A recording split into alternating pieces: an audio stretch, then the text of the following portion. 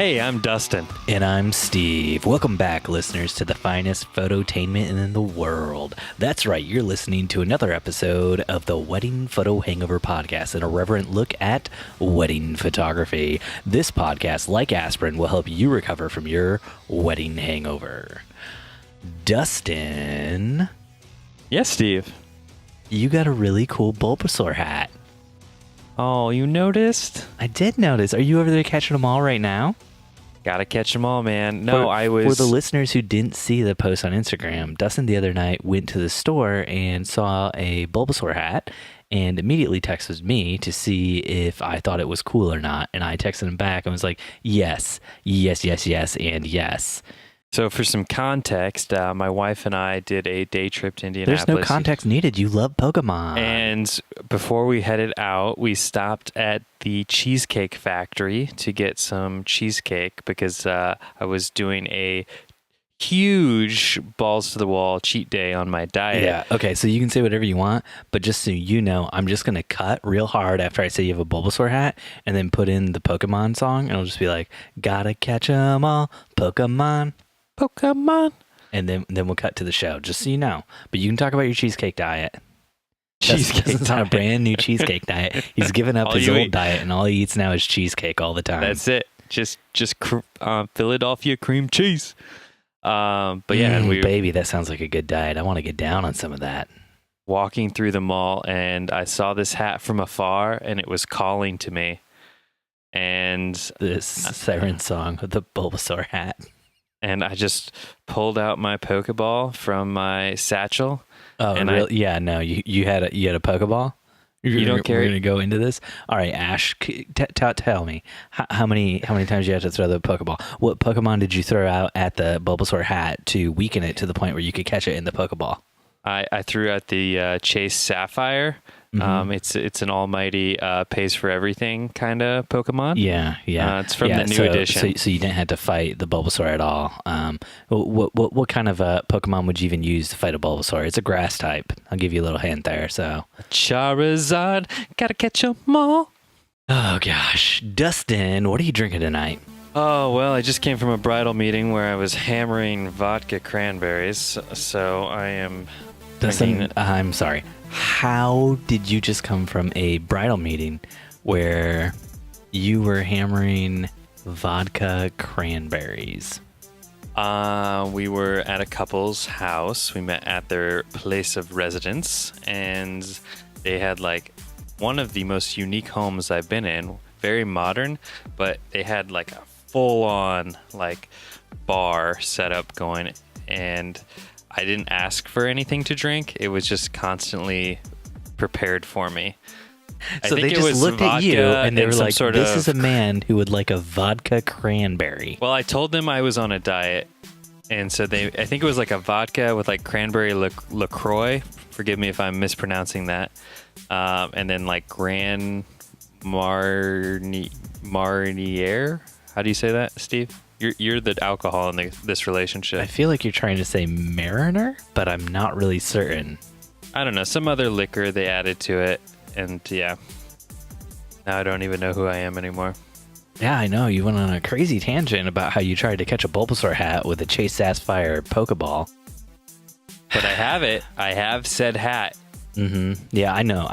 If I were you, I would probably use a Master Ball that's a one ball, one catch sort of thing. But I mean, if you want to make up some weird Chase Sapphire thing, you go for it, buddy. Dustin, tonight I am back on that beer again. No. Yeah. Steve, you let the listeners down. They were expecting sweet, sweet boxed wine from you tonight.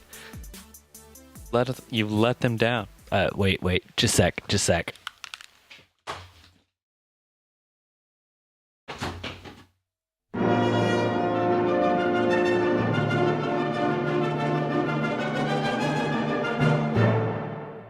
There it is. Dustin, this is for the listeners. I hope they can hear this. Boda box. I'm going to spill this all over myself, aren't I? I'm just waiting to see this gush all over you. If you're listening, this is for you.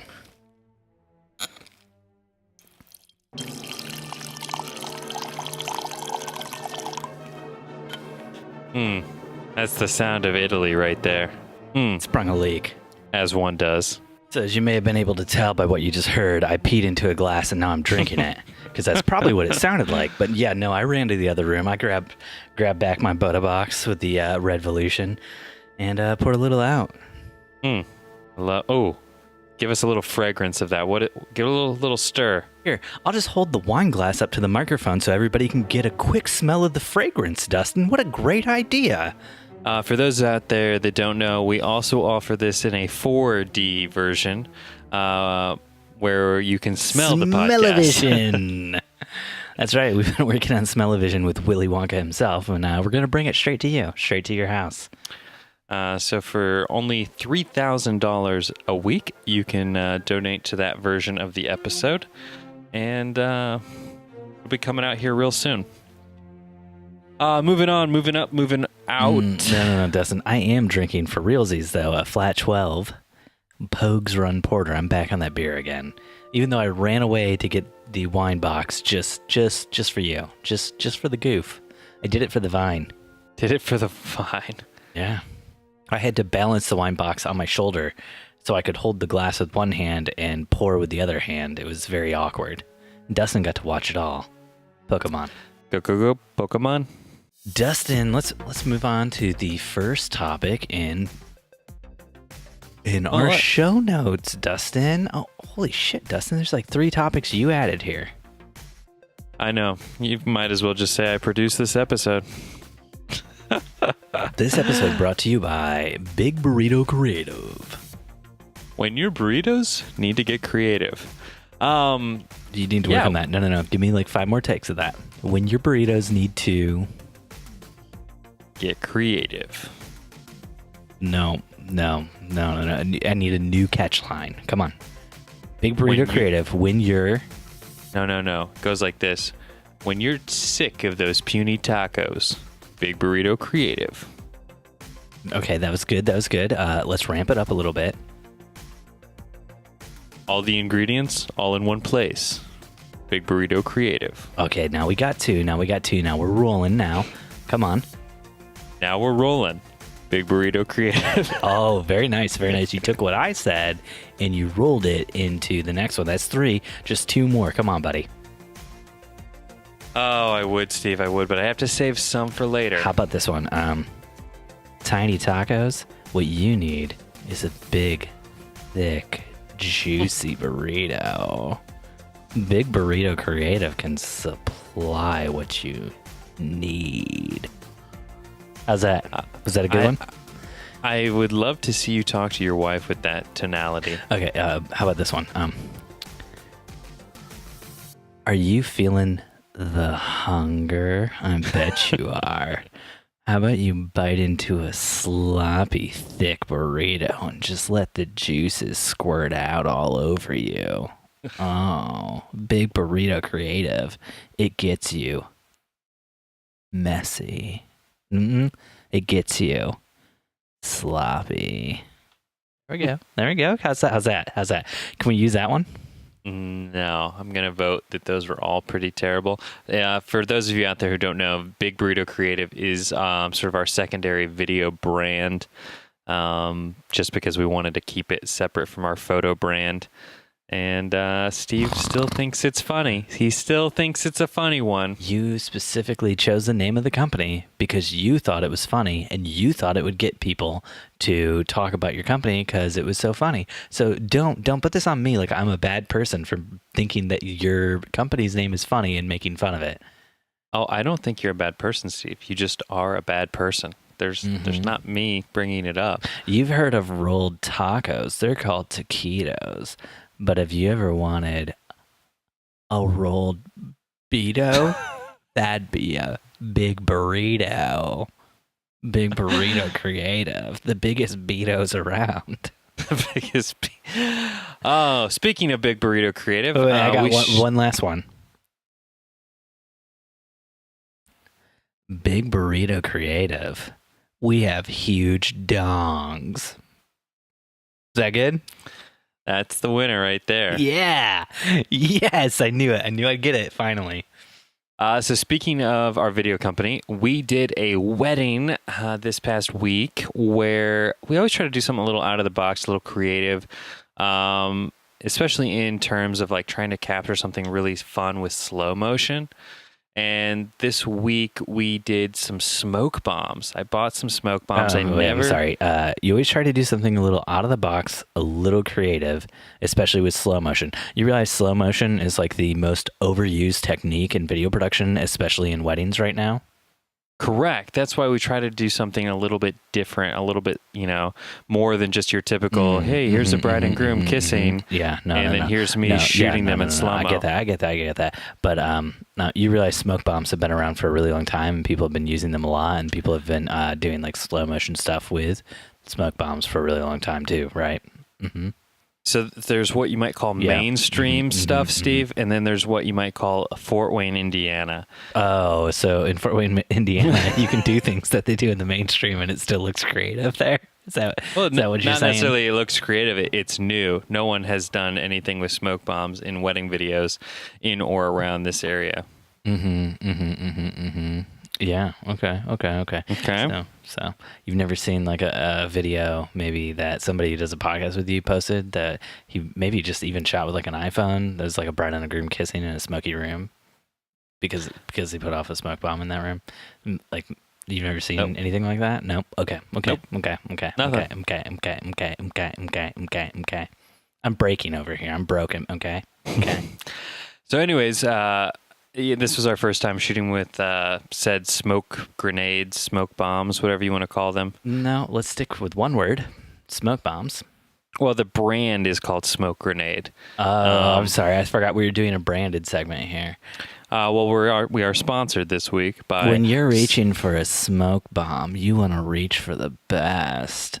Grab that big smoke grenade and just set it off.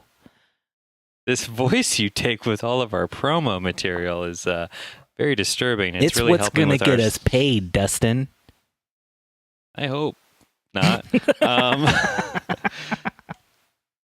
But yeah, so we did a sweet shot. I'll post it up on the super secret Facebook page and maybe the Instagram when I get to it here this week. But yeah, I was pretty pleased. I had never shot with them before. I kind of wish I had bought more than two. But yeah, I wanted to talk to the expert. This is me, Dustin, novice. Talking to himself in the mirror. The expert. Talking to Steve. Dustin, the expert. I'm going to step aside for this one. I just want to hear you talk to yourself for a little bit. Come on. It sounds like the name of my YouTube channel. The novice me talking to the expert me in a mirror with caviar. Anyways, when you guys, you shot with smoke bombs before, right? You guys have done everything. I mean, not necessarily a smoke bomb, but like a can of atmosphere.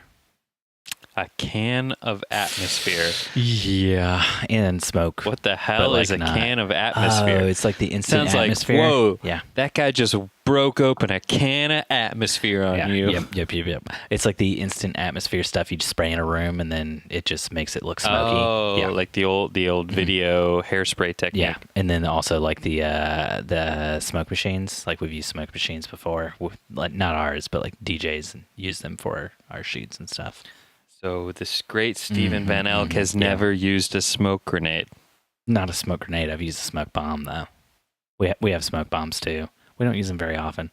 It creates a lot of this stuff called smoke.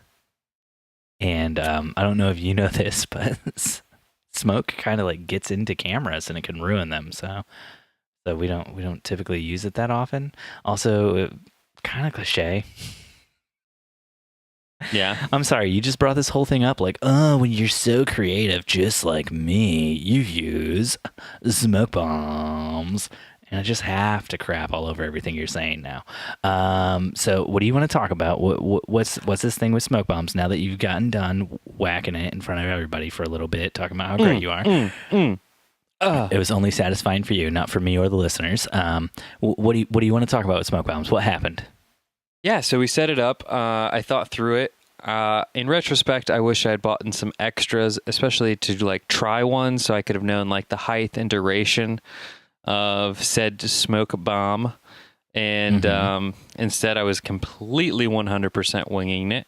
Did you know that smoke rises, so the height would constantly be changing? That's just physics, but Yeah, but I didn't know at what point does the volume of the smoke start to dissipate. So what's cool about a smoke bomb for Were you those of inside you or who outside? we were outside. I'm not a complete Okay. idiot. Was it windy?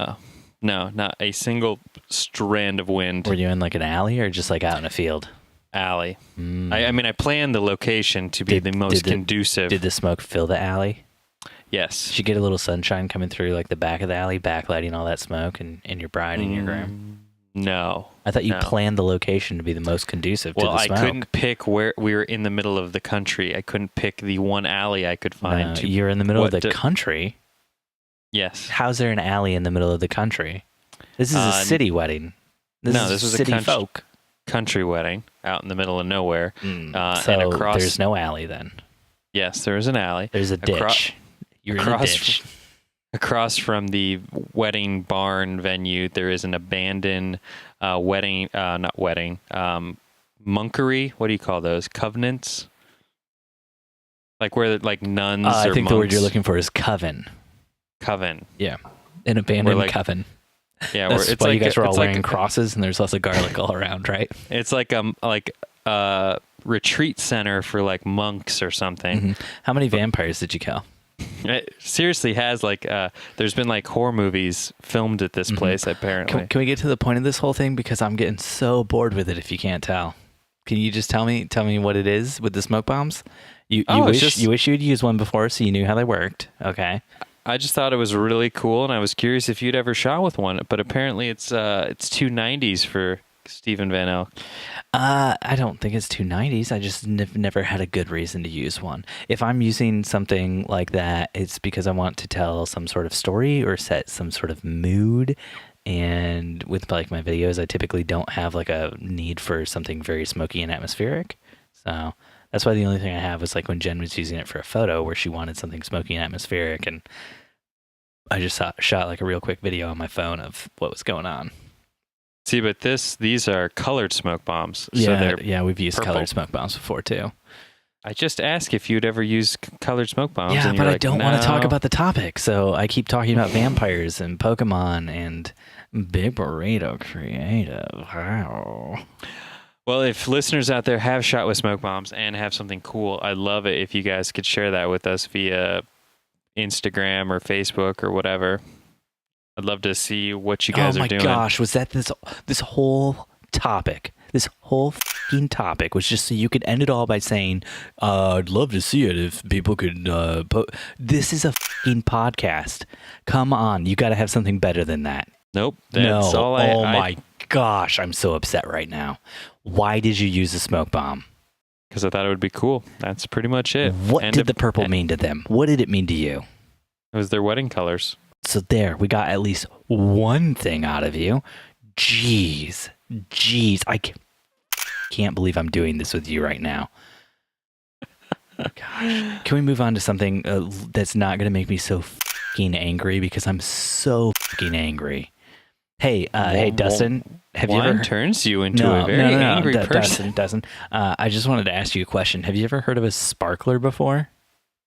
No, what's well, I was doing this thing that was like super fucking creative the other day, and like playing around with like a sparkler, and I was doing like a long exposure, and like I just felt like maybe I should have like pretended and played around with a sparkler before I did the shot so I could see what it would have looked like, but I didn't. So, hey, does anybody in our fucking group want to share a fucking photo they've done with a fucking sparkler before? That's not a topic, Dustin. I'd love to see your sparkler photos. Fuck you. Friend of the show, Michaela, one of our good friends, had a dilemma this week. She was doing some research on her own business and realized she was curious. Dustin, I got a question real quick before we start this topic. Is this f***ing topic going anywhere, or is it going to end with you just asking people if they want to share photos with you? So, good friend of the show. No, Dustin, I want to hear the answer, because I need to know what we're getting the listeners into.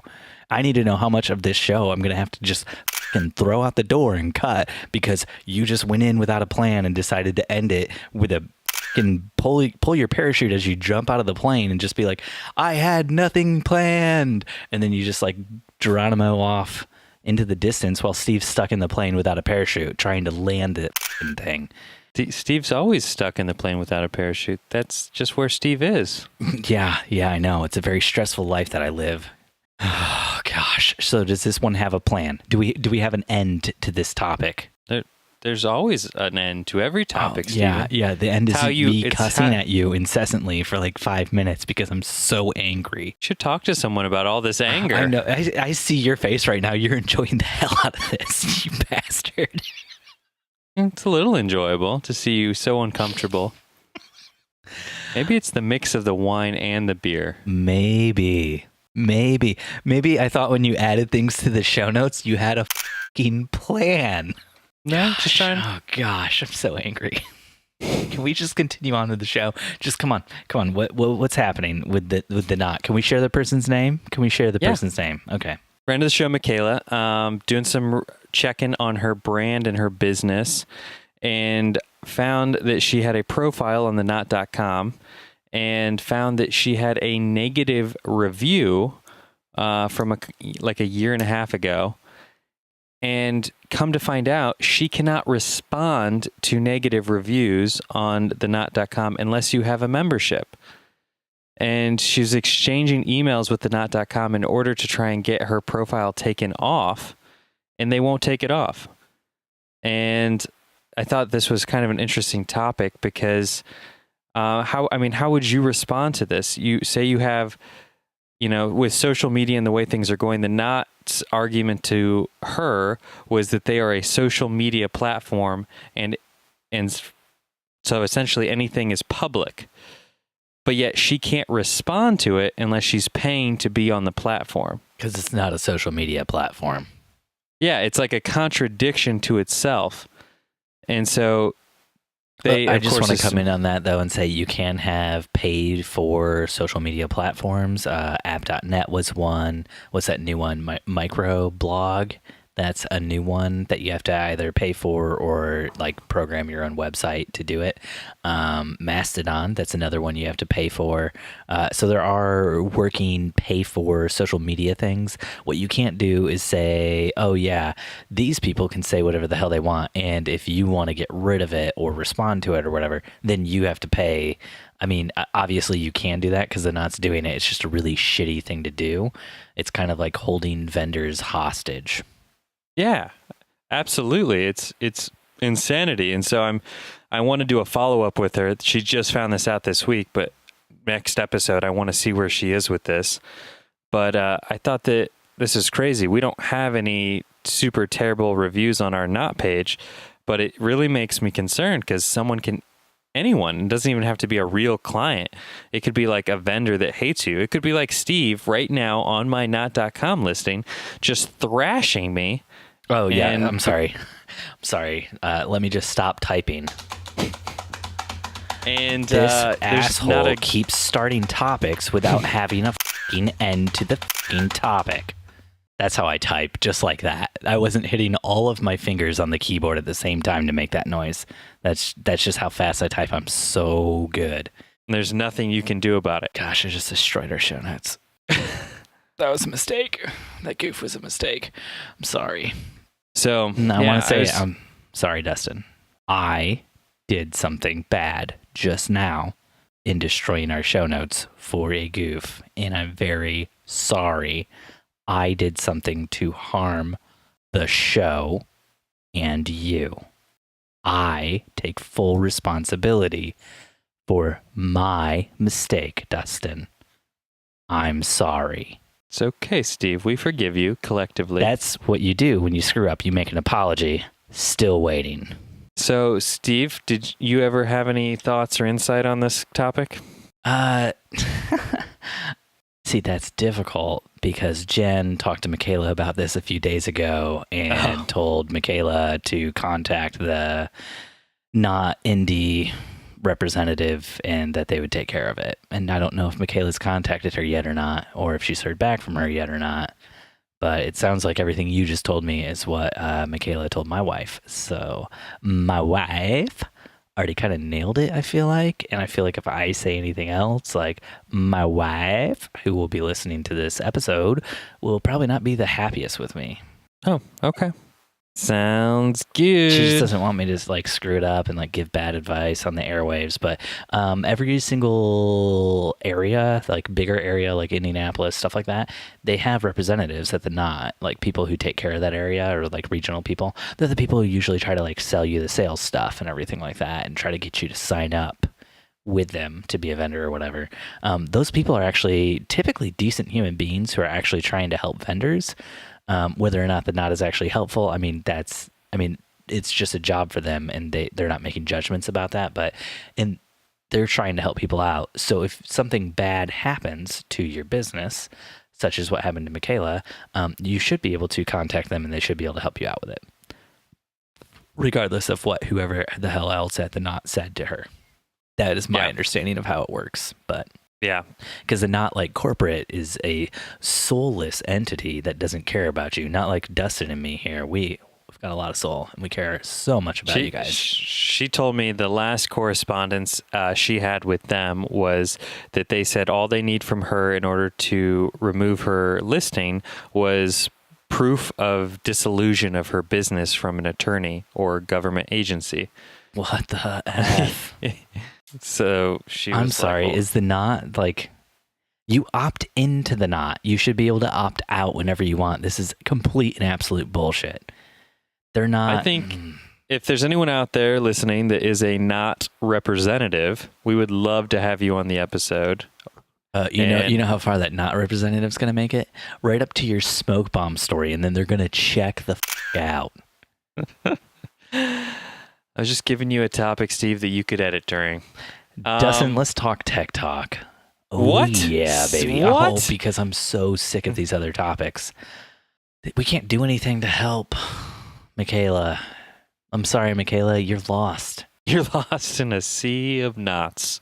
Yeah. Old Michaela there, she rode out into the ocean and the waves started crashing and she was rowing and rowing and rowing and she realized she didn't think she could ever make it back to shore. Sorry, but do you know what might help? Just ripping off of Goodwill Hunting. I'm sorry. Do you know what might help find Michaela? Oh, you have a sponsor? Is this a sponsor? No. That was a great segue. Are you building into a sponsor? DJI Mavic 2. So without further ado, let's cross over into the drone zone.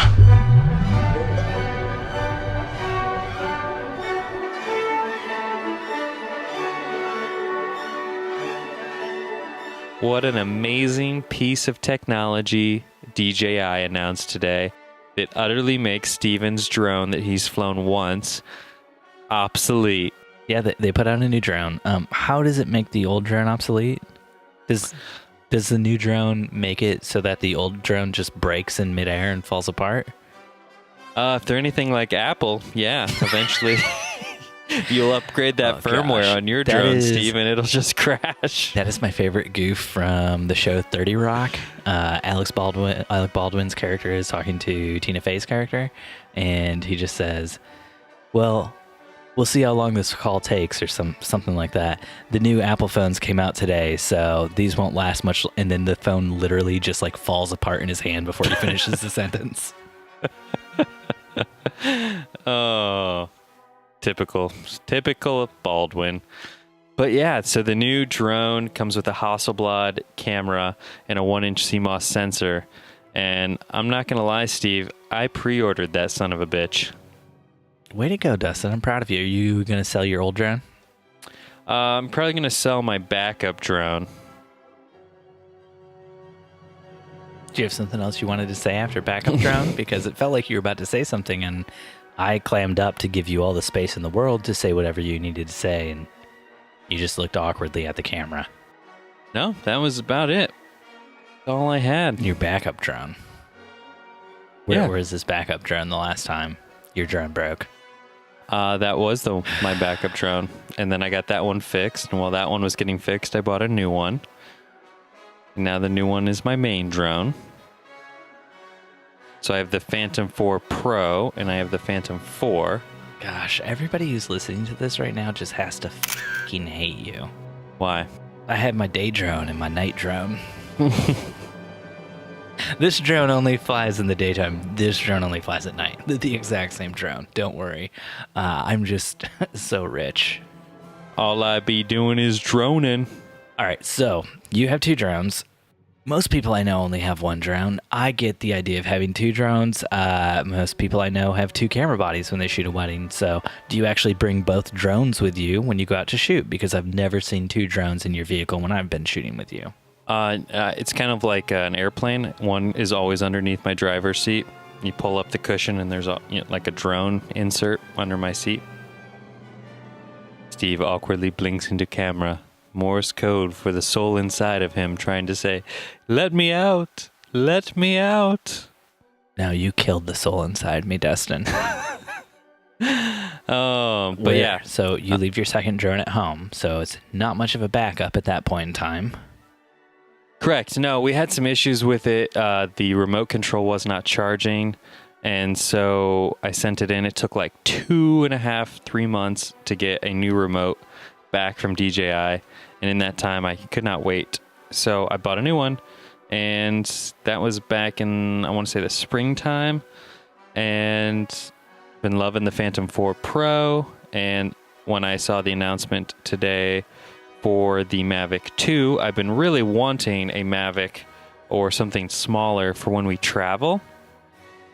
And so before I go and sell both of my drones, I really want to see how this one performs in all these different circumstances I find myself in when I am flying, such as high winds, more turbulent conditions. But I'm really excited about the low light performance this one is supposed to have. You do a lot of flying at night flying. I do. I had a bride ask me this last weekend if I was planning on bringing my drone to do some photos at her wedding, and I said no. We were super tight on time, as was, and this was before the wedding started and before a million things went wrong, like what happens at every single wedding. No, nothing goes wrong at my wedding. Yeah, I've shot weddings with you before, so you can't say that and expect me to believe you or expect me to let the listeners believe that. And so I just told her no, because there wouldn't be enough time, A. B, I don't like doing drone photos, as we've discussed before. But guess what I did at their wedding, Dustin, just for you? Stood up on a chair. Oh. And took a photo of them laying on the floor. I have to see proof of this. I need physical proof or digital. Digital would suffice. Mm-hmm. Yeah, I did it because, they wanted it done. And my first and foremost thing is to serve the client, not to, serve myself. So I'm just picturing this moment where you're up on this chair, your client is laying on the ground, you got the little tilt screen. Oh wait, Canon doesn't have that. I'm sorry. You're kind of just trying to guesstimate, the shot down onto them, and out like your ear or your nose is just a part of your soul. It is just like falling from your body. Over that. You killed my soul already. It has nowhere to go. A lifeless soul cannot float away. You're just a shell of a man at this point, Steve. Yes, I am. A grumpy ass shell of a man.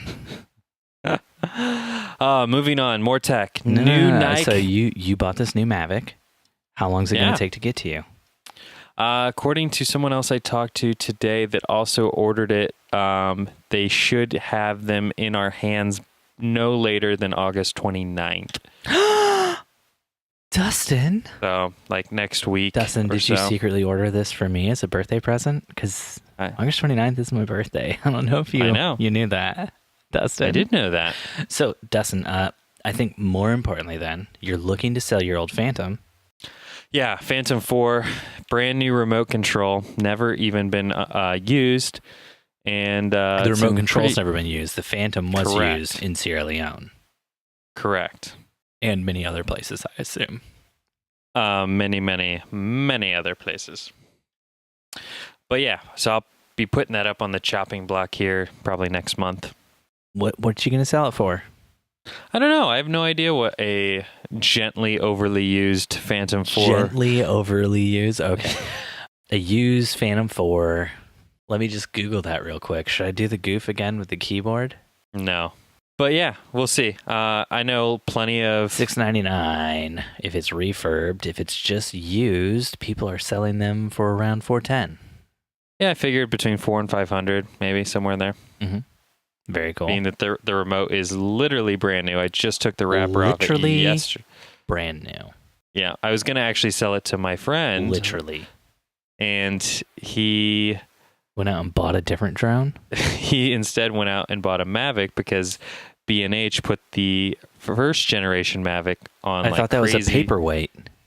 On crazy sale. I thought that was just a paperweight, Dustin. Yesterday. And Dustin? then they announced the new one today. So now he's kicking himself a little bit. But I thought it was just a paperweight, Dustin. Nobody would ever want a Mavic. I know. Especially you. Oh, what was I thinking?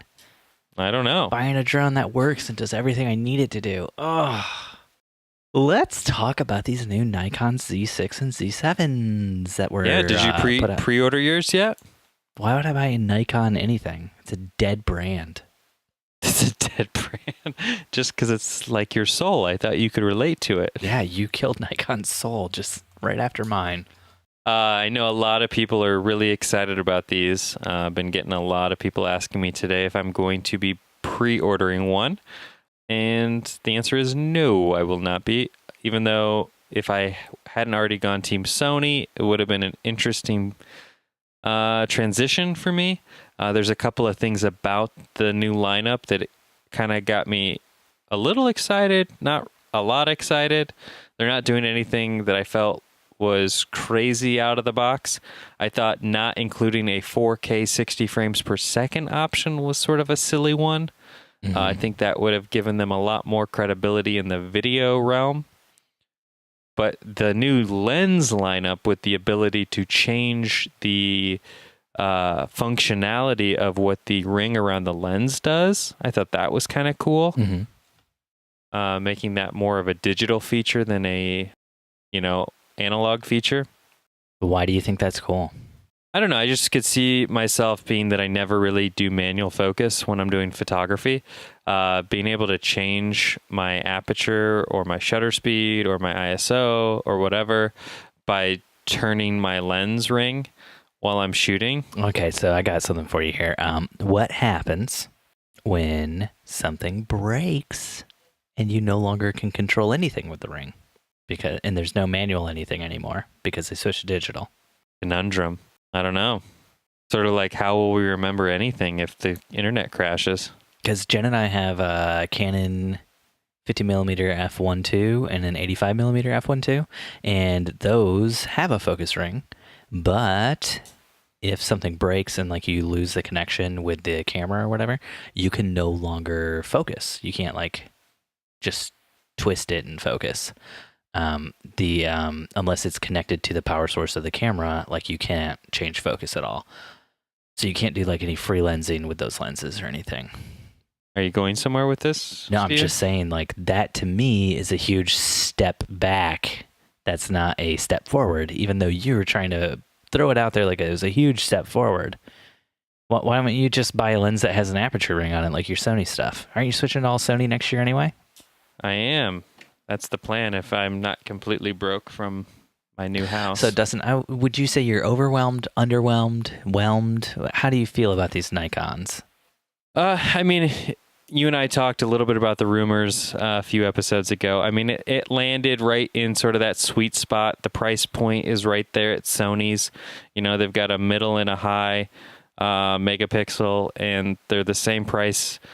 We all already knew you weren't going to be able to use the existing Nikon lens lineup. So that, I think, alone is going to be a huge blow to anyone who was thinking about switching. They have really no reason not to switch because they're going to have to get new lenses anyways or buy an overpriced adapter. Mm-hmm. That's pretty much the cost of a lens. So I don't know. I know diehard Nikon shooters will get this. I'm sure it will be good. I have no doubt that it will be good. I hate those stupid XQD memory cards. Yes. They're silly expensive. I thought that was a really terrible choice on Nikon's part. Yep. To get away from the widely accepted SD cards. Well, doesn't the D750 use XQD? Or is it no, the D850 that does? One of their current cameras uses XQD cards already. I believe the I don't think the D850 does, but their Pro line, starting with the D4, which is what I have, that has both a CF card and an XQD slot.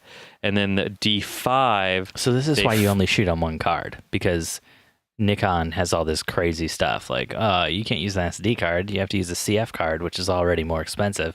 And then on top of that, XQD card if you want to dual shoot. And that's are even ridiculous. More expensive. Okay. Yeah. No, I had an XQD card and I used to dual shoot on that camera. And then the XQD card readers just became really difficult to find. And those are all, and to the point where it became only Sony would sell them. And when they became the only ones that were selling the readers, they got real expensive. They got super expensive, and they go bad really fast. Oh, sounds kind of crappy. So Dustin, I think I know how to fix this. I think I know how to make the Nikon Z7 something you'd want to buy.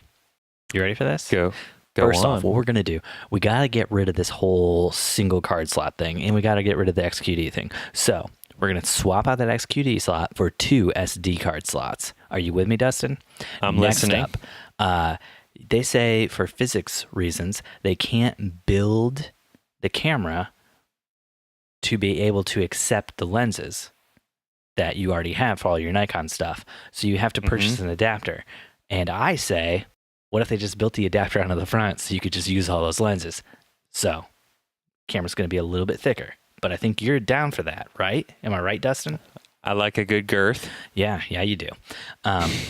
Next up, Dustin, the battery life is not great. Oh, it's not? I did not know that. Yeah. So what if it came with a built-in battery grip? We're not going to sell this camera with only one battery slot. It's a pro camera, and it comes with 2 battery slots. Done, right? Next up, and I think this is where it starts to get really interesting. This camera has built-in Wi-Fi, and I think we all know that Wi-Fi is not really like a commonly used standard anymore. So what I would push for with the camera is actually Bluetooth. And now that we got that Bluetooth into the camera... It has Bluetooth and Wi-Fi. Oh, cool. Yeah. That makes it even better because I didn't read the specs, but this plays into what I'm going for. Now you got that Bluetooth in the camera already, and you're shooting, you're having a good time, but you know what? Nobody else is having as good a time as you. So what do you need? Little speaker, just a little speaker. So then you can play your jams out over it. So now you got your camera with a speaker, you're playing your jams, but you know what could really make this a good time? Do tell. If you had some drinks. There's a built-in knife and a corkscrew. Also comes with a magnetic bottle opener. Now we're talking, Dustin. I think you can kind of get in on this. But you know what? With all this stuff, you kind of need a place to store all the drinks. So we're going to add to the camera 60 quart capacity. Now, once we got that 60 quart capacity, you know, it kind of becomes hard to bring around with you everywhere. So we're going to throw on some oversized rubberized wheels. We're going to put on a telescoping handle. And this handle is going to be great because the camera will actually be on top of the handle. So it kind of doubles as a tripod whenever you're going anywhere. Now, when you're partying, you're having some drinks, you're probably going to want something to eat. So we're going to throw in a cutting board and a cutting board divider. But you know what? This really isn't just selling it for me. So you know what we're gonna do next? I think we all know what we're gonna do next. What this camera really needs to really get it to sell, it needs an optional blender upgrade. Dustin, does this sound like something you would buy?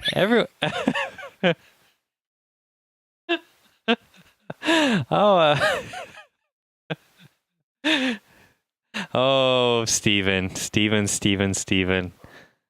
Your birthday's coming up. There is a way we could bring the price of this camera down a little bit. And that is a lot of people who would buy this wouldn't even want the camera. We could just remove the camera, leave the rest of the stuff. It'd be perfectly functional that way. Well, what should we call it? I don't know, Dustin. I think maybe like the coldest colder.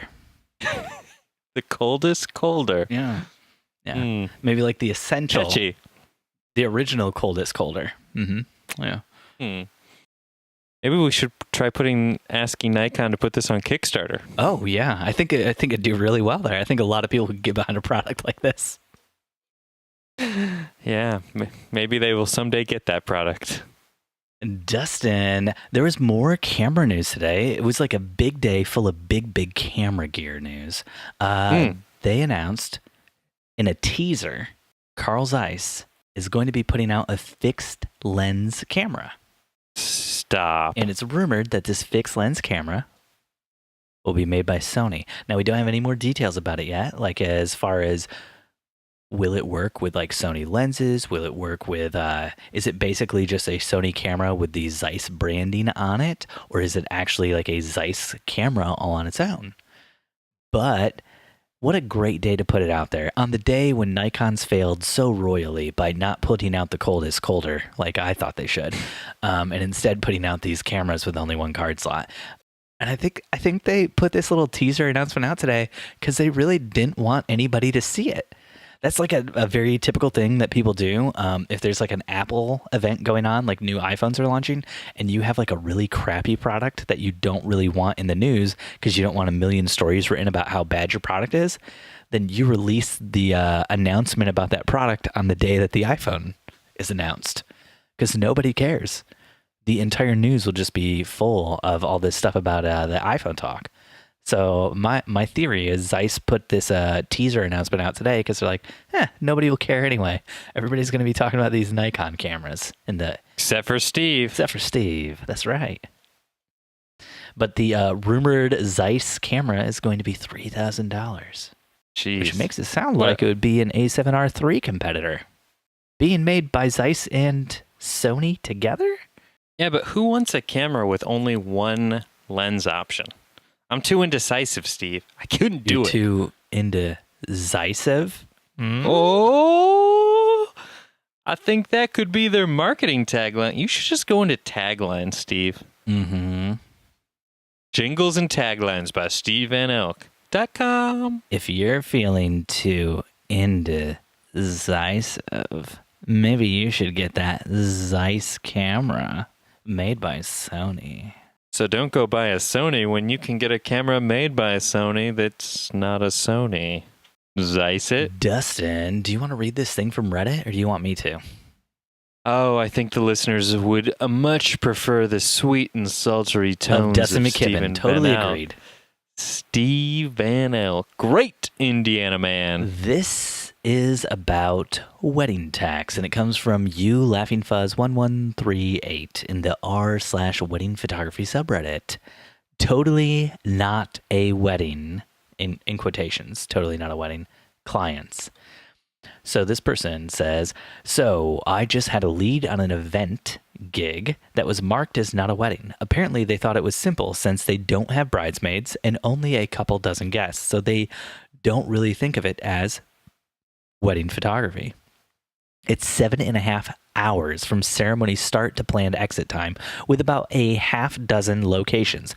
Chapel, trolley across town to the restaurant, portraits right smack at midday, boat tour of the city, dancing at a rooftop club, and ending the night at a bar. So, several different types of bad indoor light, bad outdoor light, multiple venues, open to the public during shooting, logistics out the wazoo. All equipment has to live on my back all day.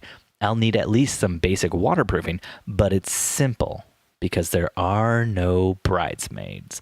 I told them that they definitely weren't getting the price generated for a 3-hour single location general event for an all-day multiple location wedding, but I still offered them a small discount since it's a Wednesday in October and parts of it sound like fun and potentially useful for the portfolio.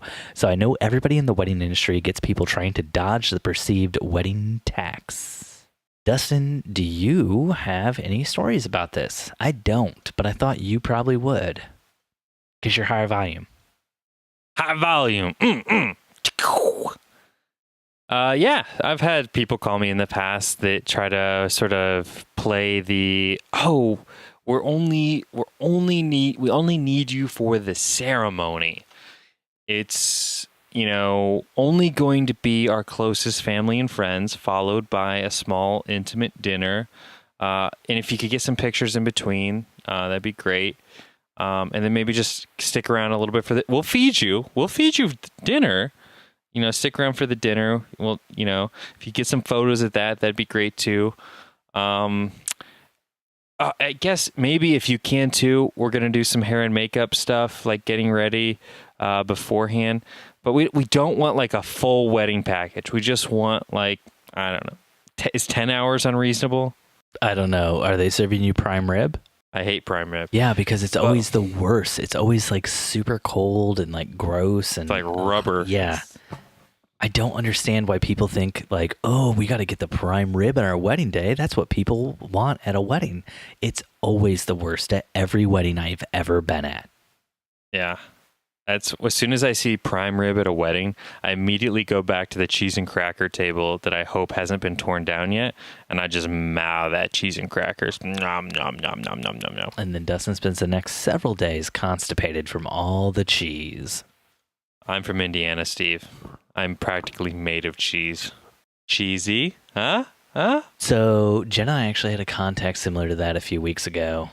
Somebody who just wanted, just it's not their first wedding. They're just going to have a really simple ceremony. And then could you also do this and this? And it ended up being like, oh, we actually want 6 hours of coverage. And we quoted them a price. It was way out of their price range.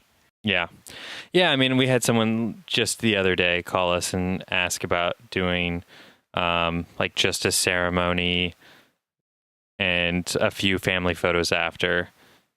And when I told them our hourly price, they're like, no, this isn't like a normal wedding. Like we just want, I'm like, whoa, I didn't know your wedding wasn't a normal wedding. Are you having piñatas? What are you doing that's so out of the ordinary? Is there laser tag happening during your wedding? Is there going to be a giant piñata that's walked down the middle of the thing and the groom has to hit it with a bat, and when it breaks, the bride pops out? And if he doesn't break it, they don't get married? Because you know what? Maybe then I would do it for less money. Yeah, only if I can hit the piñata.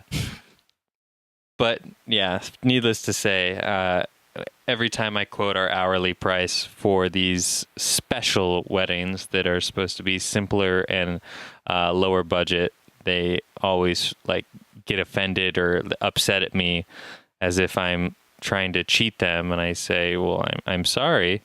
You know, when you go to Taco Bell and you order, something that's not a part of the value meal and then get mad when it's more expensive than if you had gotten it in a value meal. I can't control Taco Bell's pricing algorithms, damn it. But you can control your wedding pricing algorithms, damn it. Sorry.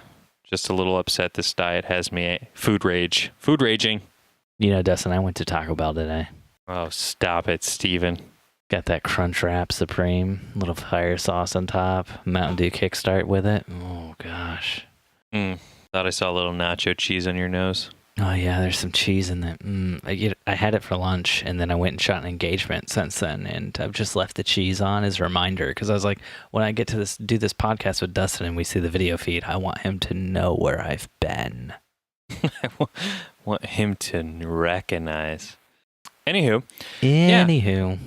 What are your thoughts? Do you feel like us as wedding photographers simply charge more for weddings because it's on a Saturday, or do you give a discount when it's a weekday wedding? I assume you do. The wedding tax is a myth. There is no wedding tax. That's what I think. I mean, I can tell you the advice that I gave this girl, because I joined Reddit just so I can respond to stuff like this. Do you want to know what I said, Dustin? Oh, please, Steven, please. I said, but have you considered booking the event, but then stealing the marriage license? Stick with me here. This way, it wouldn't be a wedding event. Also, then you could ransom the marriage license to them for whatever the difference would be between your cost for a non-wedding event and what you charge for a wedding event. Now, you've got an idea, but you're going to need a plan. So talk to the officiant ahead of time to see what his plans are for the marriage license signing and what sort of envelope he'll put in it after it's signed. You'll need to recreate the marriage license, but fill in the names like Mickey Mouse and Minnie Mouse where the bride and groom should sign. Then you have to get the same envelope the officiant uses. Now you've done your prep work, now comes a swap. You'll need to create a diversion, and since you're a photographer, you already have the tools you need. Throw a flash on your camera, and right at the end of the signing the marriage license, after it's been slid into the envelope, you put that flash on multi and turn it up to like 1/4. You can try 1/1, but the recycle time is too long and you're going to need a few moments of confusion, not just 1 second.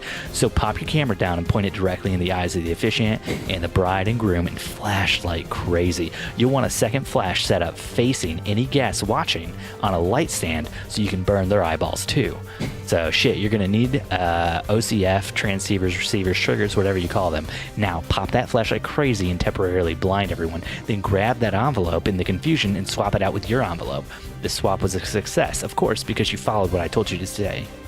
And also because you're a success. Now just hang on to it for the rest of the day. Once home, you're going to need a few magazines that you can cut letters out of. Because if you're going to do it, then you're going to do it right. Cut out the letters you need to let them know you're holding their marital bliss hostage. And now, here's the tricky part. For this to really work, you're probably going to need to steal their driver's licenses, their passports, and their birth certificates too, so they can't easily just grab a new marriage license. So you're probably going to want to break in to their house before they get back after the wedding. Also, you should probably invest in a bandit hat because bandit hats are cool. Yeah. Yeah. Did they reply back to this? No, but Eric Tron did, and he said, can confirm, works like a charm. I did not get a lot of upvotes for that one, Dustin. No, I did not. That's just the way Reddit works. I wouldn't know. Dustin, do you want to do some Q&A? Q&A me, Steven. Let's do some Q&A. But Steve... First question we got to do. It's from Phantom producer Louis Novak. Louis Novak. Does anyone use third-party batteries for their DSLRs? If so, what does everyone recommend? Are there any risks for this if the amperage is the same as the manufacturer's battery? Yes. I have a few off-brand batteries. Dustin, I do declare. How could you ever? That's actually pretty good, Steve. I'm sorry, what? I'm sorry, spirit took over my body. I wasn't in control of what I just said. Or did. You never are. You never are. Are all my clothes still on? I'm temporarily blinded after I do this, too. Sorry. We use some off-brand batteries for our Sonys. They're like our worst-case scenario, need extra batteries, because Sony batteries are nuts expensive. They're, I think, $69 or something like that a battery. And so we get some off-brand ones just to have a few extras laying around in the camera bag. But we try to stick to name brand. The only key difference I have noticed for us, especially at least on the Sony ones, is just how long they hold their charge as far as in between use. Typically a Sony battery will stay somewhere between the 75 to 85% charged in between shoots without being used, whereas the off-brand typically will deplete almost to like 10-15% between shoots. So they definitely don't hold a charge like the name brand from what I've been seeing. So Dustin, I don't know if you know this, but back before I sold my video production company several years ago, I use all Sony gear. Really? Did you know that? And we had a lot of Sony batteries, and we bought a lot of off-brand batteries to use with our Sony cameras. We found that the off-brand batteries that worked with the Sony stuff, they would all run out. Like the batteries would go physically bad, like to the point where like you couldn't recharge them and stuff very fast. Whereas like the Sony stuff we had for, you know, some of it was bought by like the guy who owned the company before us, and it was, you know, like a 8-year-old battery that was still working. Whereas like the off-brand stuff would sometimes not even last 6 months. So you could save a lot of money by buying off-brand, but you ended up spending more money in the long run because you had to buy new batteries so much more frequently then. But I mean, that was using like bigger Sony video cameras, not like the little tiny DSLRs and stuff like that. So it might be different now. I just know back then it was like the best brand we found, their battery would last maybe like 6 months or something like that. So we just eventually converted to all Sony batteries and only Sony batteries. Yeah, I definitely try and stick to all name brand stuff for, I would say, 75%. I think a 75-25 ratio is pretty good, knowing that, like Steve said, the off brand might not last you very long. But if it's a situation where, like, we bought a ton of off brand Nikon batteries when Steven and I went to Africa because I knew opportunities to charge batteries might be limited, and I wanted to have a ton of pre-charged batteries before we left. Plus, we needed something to throw at the hyenas if they came after us. Or something to feed to the small children and tell them it was chocolate. Oh, that was terrible, Dustin. See, my joke was I know. There aren't even hyenas in Sierra Leone, but there are children in Sierra Leone. I can't believe you would feed them batteries. It's okay. The only thing I've ever had stolen from us while we were in Sierra Leone was my 14 to 24 millimeter lens hood. I had my my case for my Ray-Bans. My Ray-Bans were not stolen, but my case was stolen. Yeah. I don't know why. This is very odd. I didn't know this. This is the first I've heard of this. Yeah. Just disappeared one night. Thanks for the case, by the way.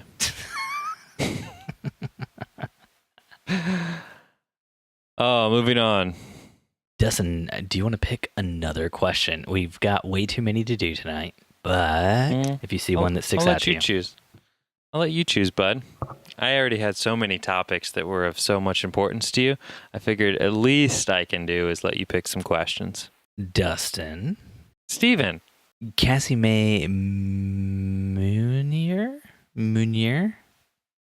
I feel really bad about that one. Cassie, please write in and let me know how terrible I just massacred your last name.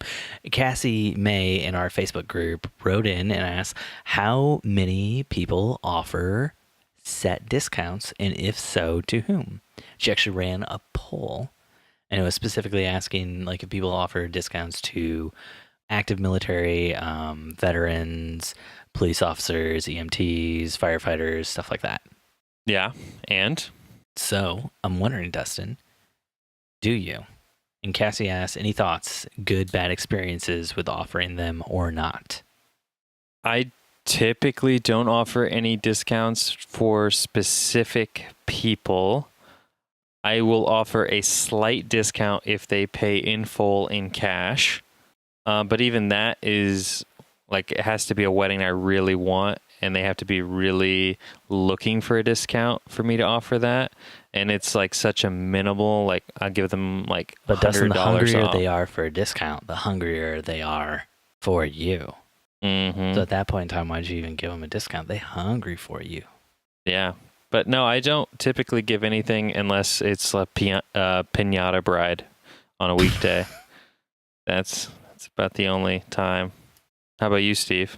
Jen and I do not, like, as a blanket statement, offer discounts. We have offered some discounts in the past to people who were veterans or active military. We have also offered some discounts to family and friends. I can't speak for Jen, but I know from my point of view, when we offer discounts to like family and friends, it's something we typically regret. Yeah, I would agree with that statement. I would also say from my experience running a video production company, it is, in my experience, always the most difficult clients who are the ones who make requests for discounts. Gosh, it's just always the clients who ask for discounts are typically the clients who end up expecting a lot more than what they paid you for as well. So they already wanted a discount, and then they're like, well, why can't you stay for another half hour? And it's like, because you didn't pay me to stay, and I already gave you a discount for the time you have. I'm not going to stay for another half hour unless you pay me more. Like, stuff like that. That is my very limited experience with that. So you're saying that when you give a discount, you like to hold that discount over their heads. Like, I already gave you a discount. What more do you want from me? What the hell else do you expect from me? I gave you a discount. I showed up. I never said I was bringing a camera, but I gave you a discount. And then I did the old discount double check, which you must not have double checked to make sure that the contract said I would bring a camera. Exactly. That's exactly what I do. Part of the discount was you provide your own camera. And then I actually have a deal with that quarterback, and he actually comes to all of those weddings with me and just says, "What's his name? Discount What's his double name, check." Steve? What's his name?" Aaron Rodgers. Okay, just checking, making sure you know. Aaron Rodgers. It was Aaron Rodgers? Yeah, got it. Got it in one. Nailed it. Mm-hmm. Fantasy football is fast approaching. Yeah. Was it Aaron Rodgers? Oh, man. Yes, it was. Nailed it. I knew it the whole time. I was actually just testing you, Dustin. Wanted to see if you knew. Speaking of famous football quarterbacks, I was in a bridal consult recently for a wedding video. Is this going to be another one of those things where you just brag?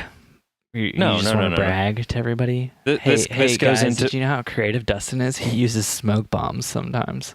I don't know if anybody knows this about Dustin, but this one time he used a smoke bomb. It was purple. It matched their wedding colors. He just thought it would look cool. It didn't have anything to do with the story. Okay, I'm late to the game on smoke bombs.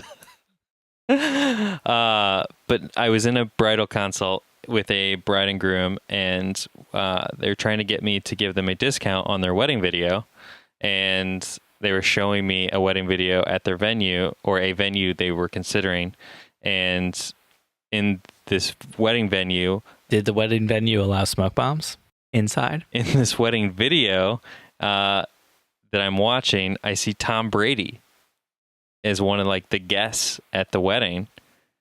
And I'm like, holy shit, is that Tom Brady? Neither the bride nor the groom are into football or know anything about football.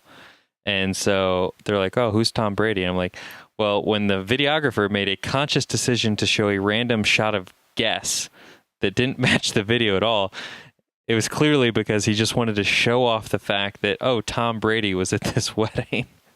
And I was like, so you want a video like this shot by someone who clearly probably charged, $20,000 to shoot this video, and you want a discount.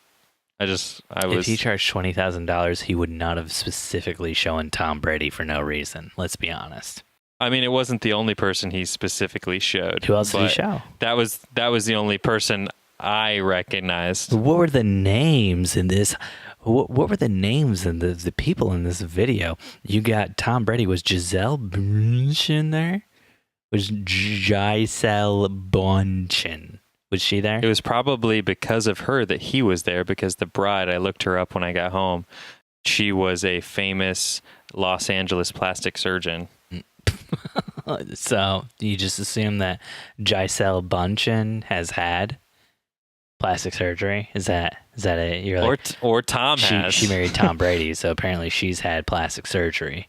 If anybody had plastic surgery, it's Tom Brady. That's why the balls felt good to him, because he has no feeling left in those hands. They're plastic hands. Yeah, Tom Brady's hands, he was so good at throwing footballs that they actually had to cut his hands off and build him plastic hands. And now his hands live inside of a vacuum container so that they can extract all the football magic and juice out and put them into the plastic hands so that he can throw footballs longer. And if at any point in time Tom Brady gets too old to throw footballs anymore, then they start to use the magic hands on other quarterbacks. Notably, Eli Manning tried to do this, and his football magic ran out real fast, and that's why he's not very good anymore. So he thought maybe after Peyton... You better send him back to Hogwarts. He thought maybe after Peyton retired, he could get some of Peyton's magic from his football hands, but Peyton used up all of his magic when his spinal cord broke and he had to get it refixed. It was a lot of magic, and most of the magic was just getting hired to be a quarterback at a new football team after the Colts swapped him out for Andrew Luck. So, but he got another touchdown bowl with that. So, yeah. I think he made a good use of his football magic hands. You back? Did you come back, Steve? I'm explaining how football works to you, Dustin. How do you not know this? Is this because you don't play fantasy football? No time for that. Mm-hmm. You have way more time than I have, Steve. And good night. Yeah. Odell Beckham also has plastic hands because that's how he's able to make all those good catches. Thanks for listening to another episode of the Wedding Photo Hangover podcast with Dustin and Steve. If you want to help us out, jump on iTunes or Stitcher and leave us a 5-star review. If If you want to connect, you can find us on Facebook and Instagram at Wedding Photo Hangover or on Twitter at WedPicHangover. Dustin's on Instagram at Dustin_McKibben. And Steven is at Steven Van Elk. If you want to get involved with the awesome community of listeners, join the Wedding Hangover Facebook group. Thanks for listening, and we'll see you next time your head is pounding, your limbs feel like dead weight, and your entire being aches for the sweet embrace of death. That's right, next Sunday after you shoot another wedding. Oh, you know what? I got to write something into this. Got to write something into the closer.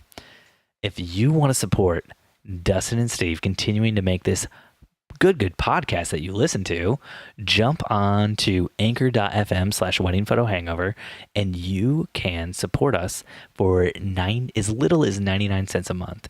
And all of this money will go towards fixing Dustin's stories.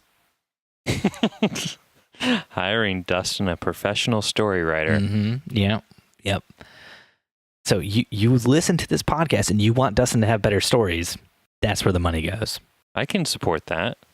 So I shot a house today and had a very uncomfortable experience where I showed up to photograph this house and the homeowner spit on you. Was completely intoxicated. Like, so far gone. It definitely felt like one of those situations where I didn't want to be in the same room with him. He'd just gone through a divorce, and that's why he was selling his house. Oh, that's rough. And he was in not a great place, and it was kind of like a scare. Like, he was in that angry stage of divorce. I imagine if I was to get divorced, that's where I would imagine he was, in that stage, and it was really kind of uncomfortable. You heartless bastard. I can't believe you're not showing this man any pity. Oh, I mean, judging by him, I'm sure he was probably the one that brought it on. Ouch. Judgy. But yeah, it was awkward because I was not used to this particular realtor having clients of this caliber. Normally, I shoot really high-end homes for him, and this was in a high-end neighborhood. Sounds like you're making really judgy comments now. I am. Why are you being so judgy? This person's going through a divorce. Regardless of whose fault it is, they're hurting. Why can't you just be kind? I don't know. Did this person start a story and then not figure out how to end it and then just say, I'd love to see some pictures? You're really upset about it. Yeah, I am. Very, very upset. You're going to bring something into my house. It needs to be something good. Everything I bring into your house is good, Steve. I try to give these clients only the best. Damn it. I try to give these listeners only the best. So now their listeners are your clients, Steve. I'm scrolling up and highlighting everything we talked about tonight to clear it out of our show notes. And I was looking at the thing that says totally not a wedding clients. So transactional. Sometimes it's just about giving. Giving, Steve. Dustin, I had a crazy wedding this last weekend. Yeah. Why is that not in our topics? Because we had a million other things in the topics. Well, I want to hear about your crazy weddings for a change. Normally it's my crazy weddings, and then you're like, well, that's not very crazy. Everyone puts a smoke bomb up their butt. One of the grandparents of the groom, I think, one of the groom's grandparents fainted during the reception.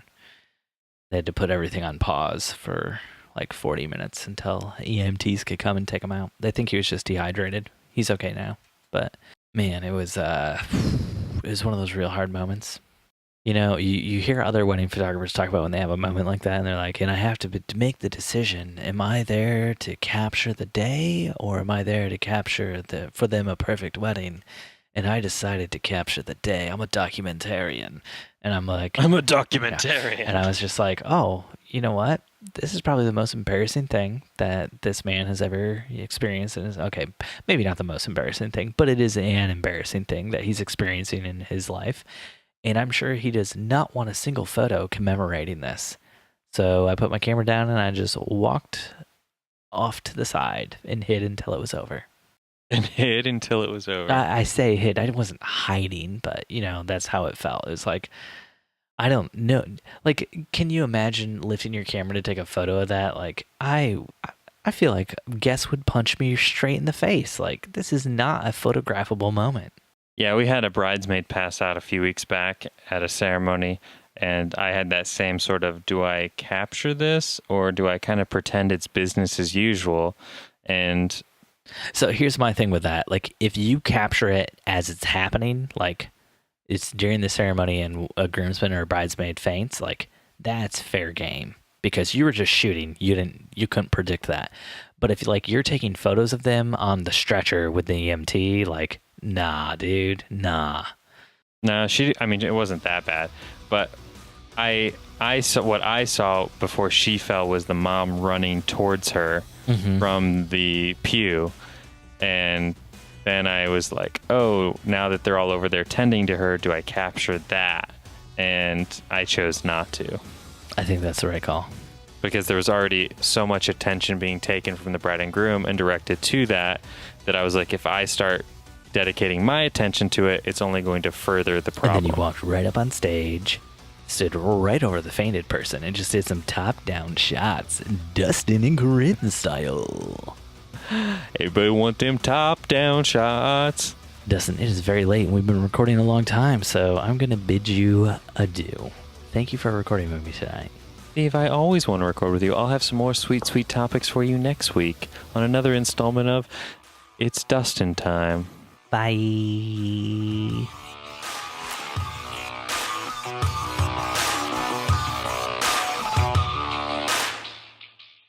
Bulbasaur. Out. Wedding Photo Hangover was edited this week by Steve Van Elk of Bespoke Tone. Go to Bespoke Tone for all of your photo, video, and audio editing needs. Woo-wee!